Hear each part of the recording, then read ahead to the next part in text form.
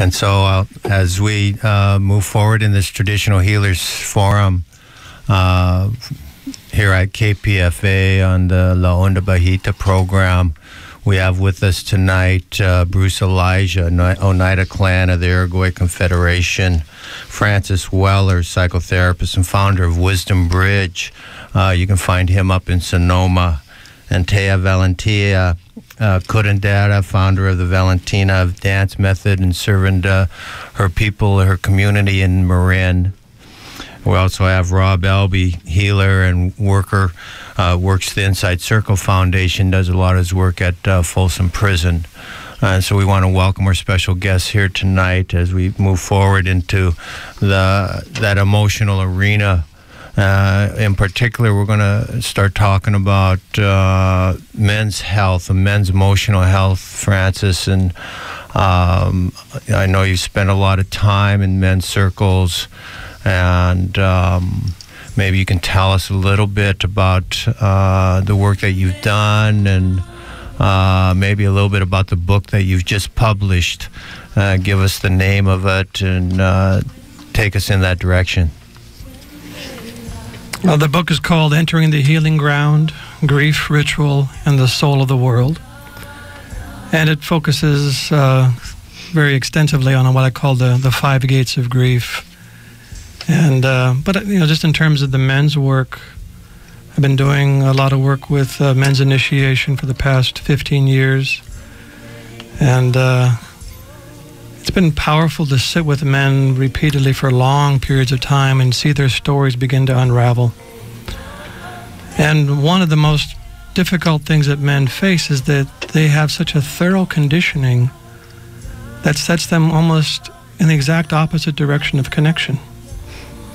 So everything they're taught around competition, distrust, fear of others, intimacy, and so forth, they end up becoming one of the most isolated creatures on the planet.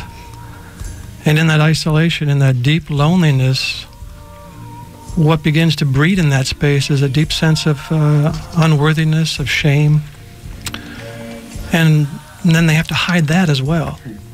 So they have to cover up this feeling of unworthiness with a exaggerated sense of bravado and toughness and control and domination.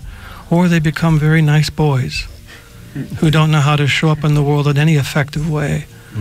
So they both kind of mirror each other, but very rarely does a man authentically get to express who he is in the world, both his gifts and his sorrows, his weaknesses and his strengths.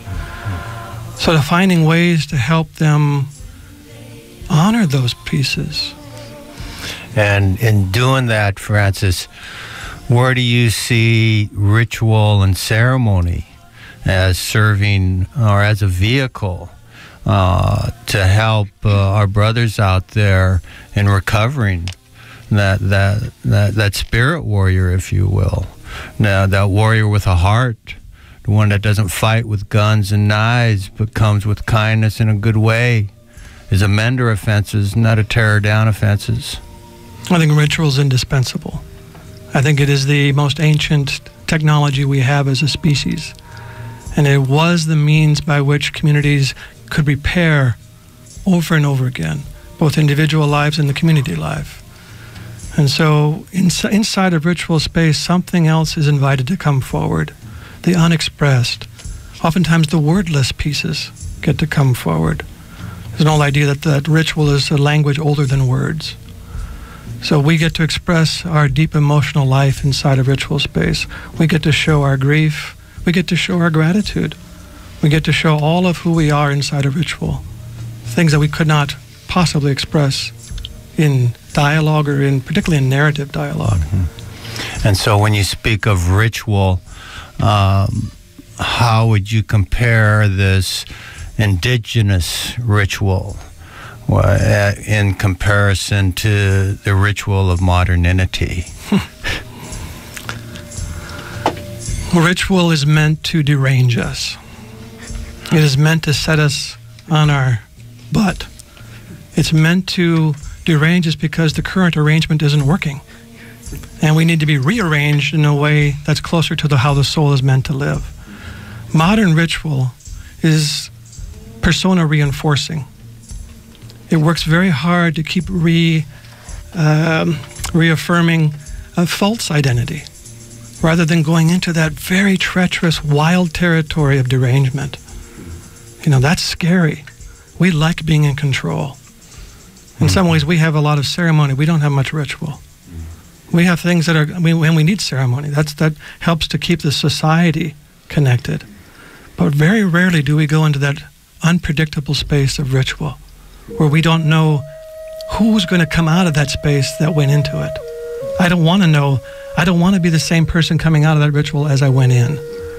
And that means being willing to have the ground shake beneath me, so that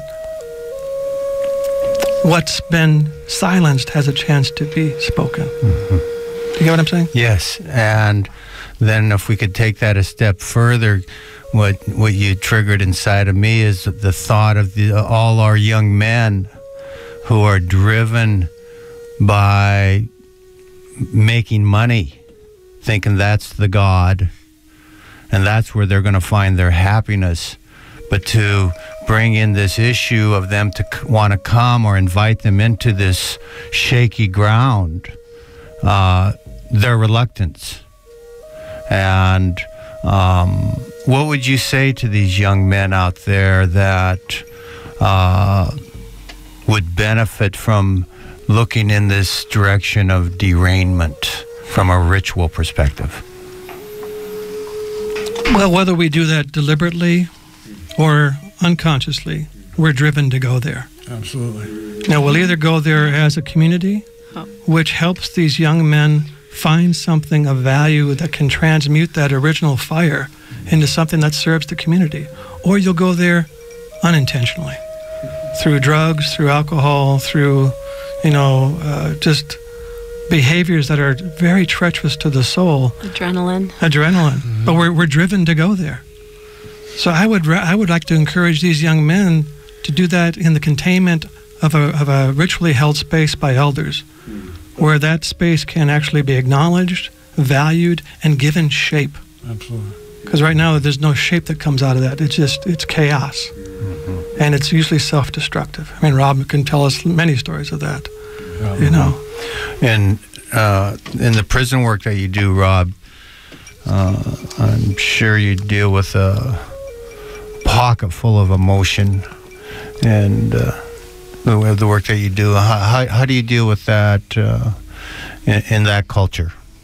Well, it's ironic in that these men that were in many cases driven by some strong emotional urge or some strong emotional response. Oftentimes when I begin to work with them, I'll ask them, real simple questions like, stop for a second and tell me what you feel right in this moment. What are you feeling right now? And they don't have an answer.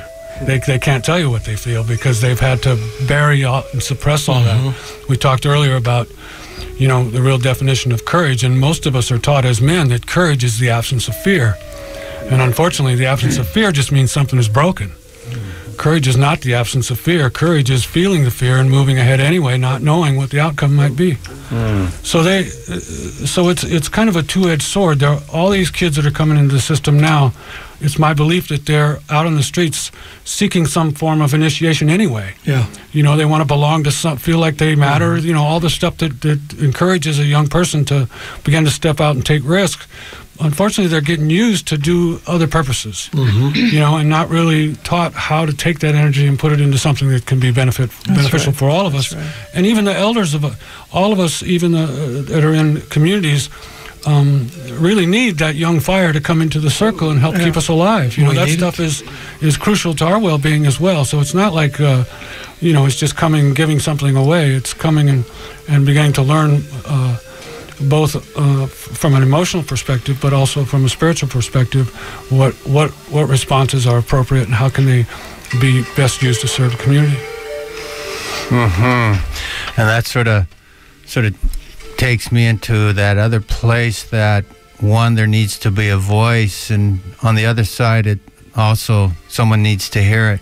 Someone needs to listen. That's right. Would you like to speak about that, Doc? Well, there's a phrase in South Africa, I am because we are. We can't shape a self in private.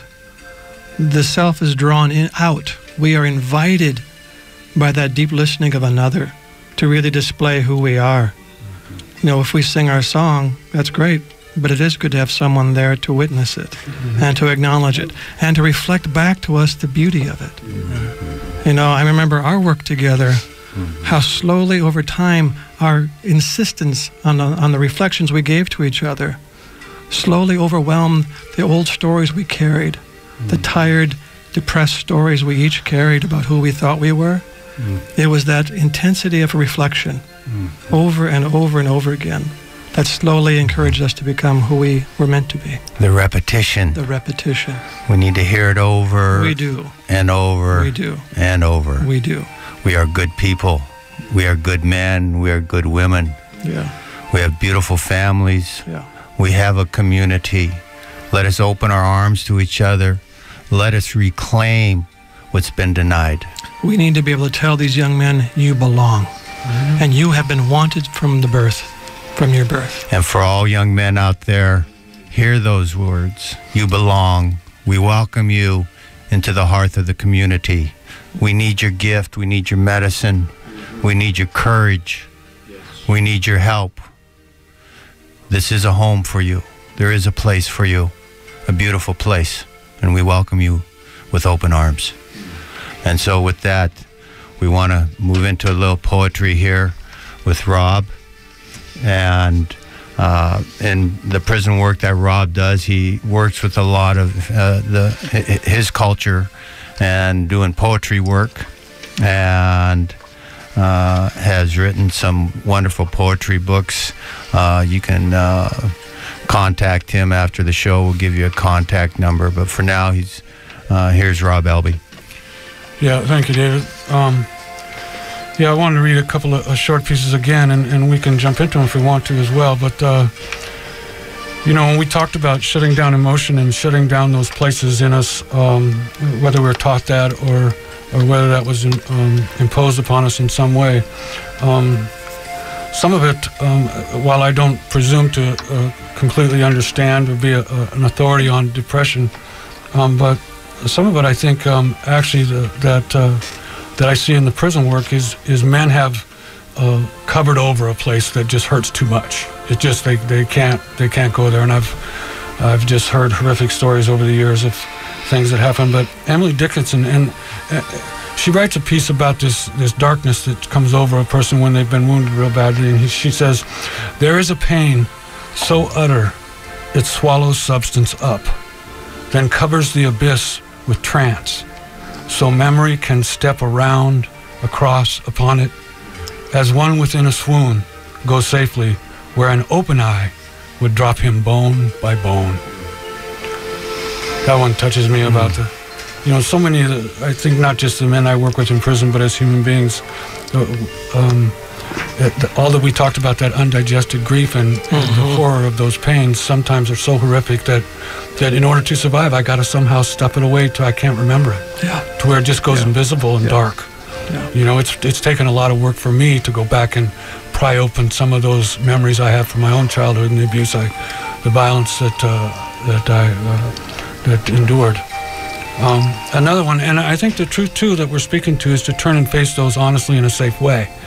Not just irresponsibly forcing people to look at things that might harm them further, but to really in a way where there's a community and a support a system or a circle or some kind of container that can hold that place. Absolutely. And to turn and look at it honestly. Thank you. I really want to thank you for your words, your spoken word. I think it's very important that people understand that men have emotions and realize how damaging it is to deny them. And also, I think that women also have fallen into the trap of trying to be strong like a man rather than being strong like a woman. And for those of you just tuning in, we are having a Traditional Healers Forum from the four corners of the world with our guest host, David Kukkola. And we do have a caller on the line, Annie from Fairfax. And I know we were going to speak to Teya Valentina about women's emotional health, but I'd like to open up the phone lines and see what our listeners have to ask. Are you there, Annie? I am here in Fairfax as we speak. It's beautiful in Fairfax, and I was listening and also talking to my neighbor about our memories of being in high school and how some of the wounds you can have in high school when, you know, maybe you're a cheerleader, maybe you're a stoner, maybe the other kids are picking on you or whatever. I had a boyfriend and I had to move away. My family moved me away, and they didn't honor our relationship, and I just basically fell apart. So what it boils down to, well, not boils down to, I'm just expressing it not how I want to, but what you made me think of is the words, your glory is your story. So it sounds kind of pithy, but, you know, we have a story, and then I can't think of any poetry to join you with except for me and my boyfriend at the time, and you know, oh Romeo, Romeo, except, you know, he wasn't a Capulet. No, he wasn't a Montague, pardon me. I know my Shakespeare super well. So I really appreciate what you're doing, and for healing for me, I guess it's been some of, you know, what we have, the Western therapy, but telling someone your story and crying, and you know, knowing that somebody has that, and it's safe to tell, and then witnessing for other people, maybe young people who are going through abuse, like if you did when you were young, and fighting against abuse, or maybe you could do foster care, you know, or adopt some of these children. I worked at right. Anyway, I don't want to go on. Thank you, Annie, for sharing what it sounds like you were sharing with your neighbor, and that's what we're talking about, is in the moment you find someone to share with, like a neighbor, and share stories, and that is traditional medicine. That is oral tradition. So it doesn't matter if you're from the same clan. You find somebody and you share with each other, and you bring over some food, or you check in and knock on their doors if you haven't seen them in a little bit. So I appreciate your call, and I like that. Your glory is your story. Thank you. Yeah, thank you very much. And we'd like to move a little bit deeper into women's emotional health with Teya Valentina here, and we sort of touched the tip of the iceberg on men's mental health and emotional well-being, and so let's flip that coin to the other side. And Teya, why don't you bring some words for us? Thank you, David. It's really wonderful to be here. I wanted to just regress a little bit in what you said at the very beginning when you were speaking, and you said, what does depression even mean? It's when your wife had said to you, you're depressed. Oh, me? Something like that, yeah. No. And, you know, so what does depression mean? And, you know, you can look it up if you want to find that out. That's the technology. And there's many different kinds of depression. And again, I don't say that I'm an expert at all.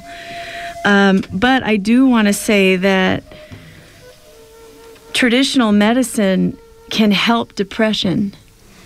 Now, I'm not saying that allopathic, which is conventional medicine, shouldn't be thought about, because I believe there are times Absolutely. When it's very severe Absolutely. that it may be necessary so one can move and make choices. And get out of a place and so they can do their work. Yeah. So I wanted to address that a bit, and also give a suicidal lifeline in case if someone's listening and they're saying, wait a minute, I'm not just chronically depressed due to their economy or because of a boyfriend, but something much deeper that they need to pick up the line anytime. And if I could do that right now, is that okay with you? Okay. So Suicidal Lifeline is 1-800-784-2433. And there's also another lifeline, which is 1-800-273-8255. So with that, I feel like I can address a little bit more deeper about the feminine aspect. I know from my own story, for me, I held a lot of repressed rage, and that manifested in addictions at a very early age, from the ages of about 13 to 19. And I was looking for initiation. So when you spoke about that with the men, I wanted to really address that I was brought up in the mission and appreciated what was there. There was something there, a heartbeat there for me that I resonated with. When I was 12, we moved to Novato, and it did not have a large Hispanic or mestizo community. Mm-hmm.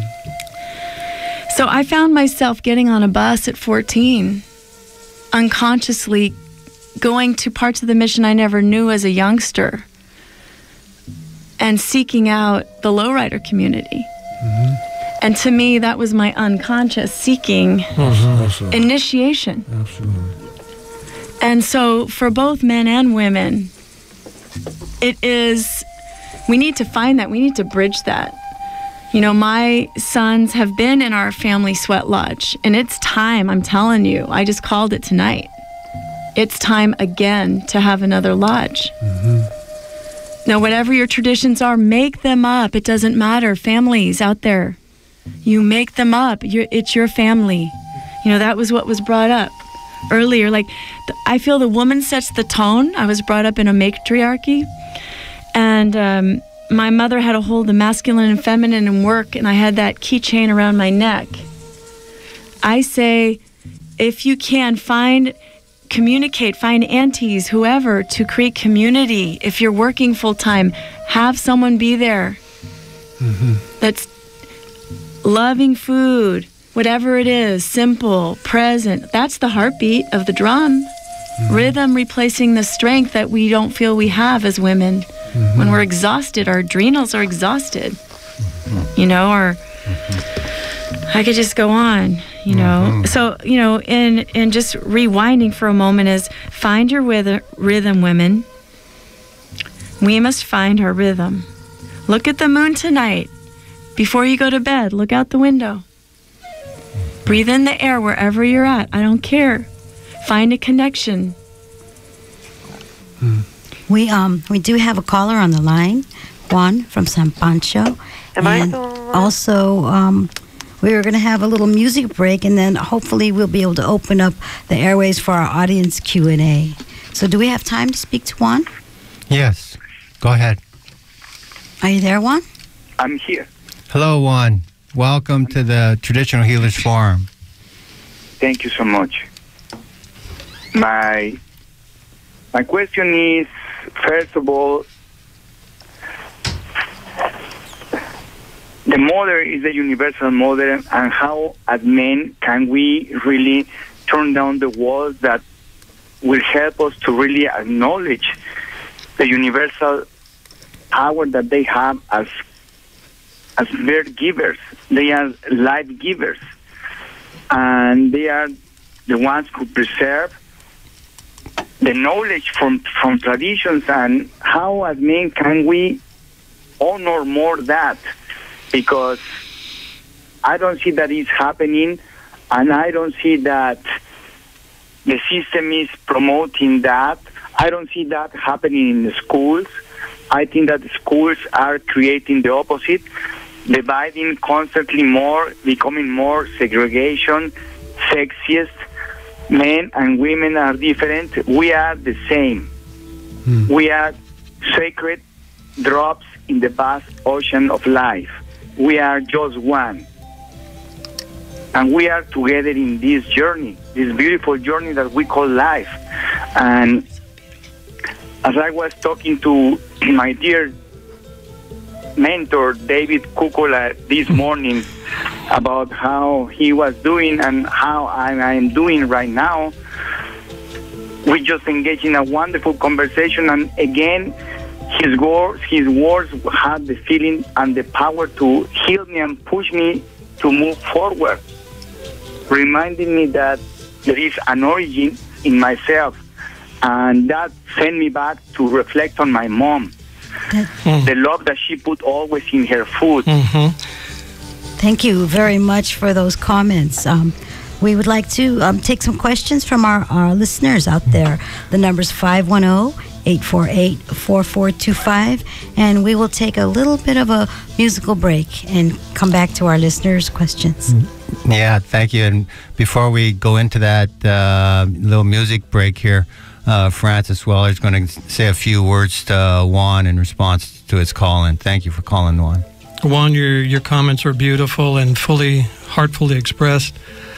One thing we can do is actually get together as men and begin to remember what it means to be a man who carries the sacred presence, so that we can honor and give gratitude to the mother and to the women that we're connected to. It's like when we are in the body of a young boy as an adult man, that we're actually trying to get an energy attracted to ourselves rather than to give something away. So part of our work is to really remember what it means to be an adult man, and to reconcile and heal the wounds that keep us in that adolescent place. Because as long as we're in that adolescent wound, the energy will always be coming towards us, and the world, and we will be a point of extraction rather than a place of contribution. Well put. Thank you. And with that, we're going to take a short break here. We got some live music by Marshall McKittrick, who's been kind enough to drive all the way here from Sacramento just to be sponsored, just to be a part of this traditional healers forum for the four corners of the world. And he has been for years been involved in the men's movement on healing his soul, and I believe you can hear it in some of his music. So welcome, Marshall. Thank you, David.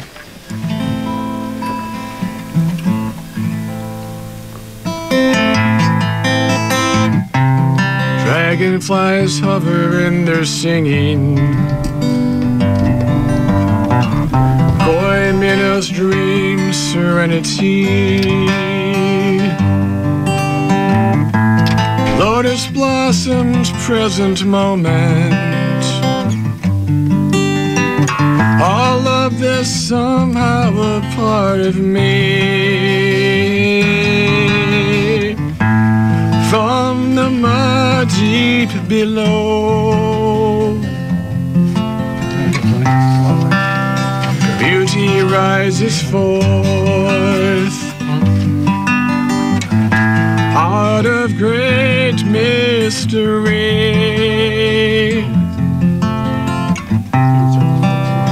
Blossoms divine worth.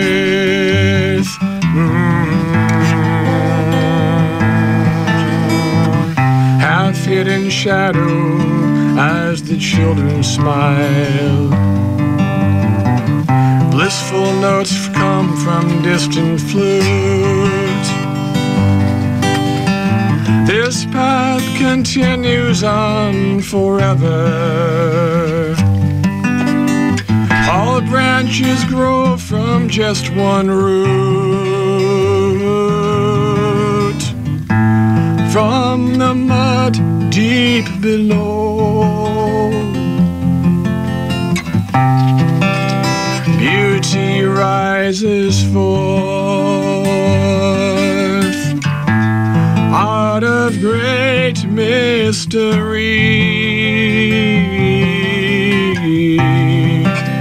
Blossoms divine worth.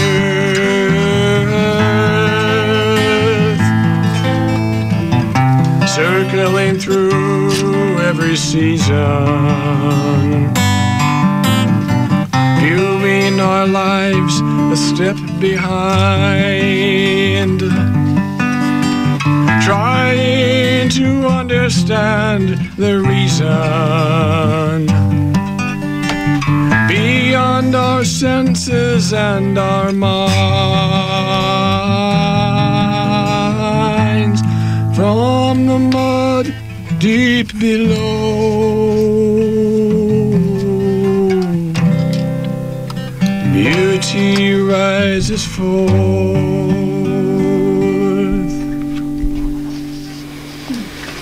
Oh, thank you so much. Yes, thank you very much.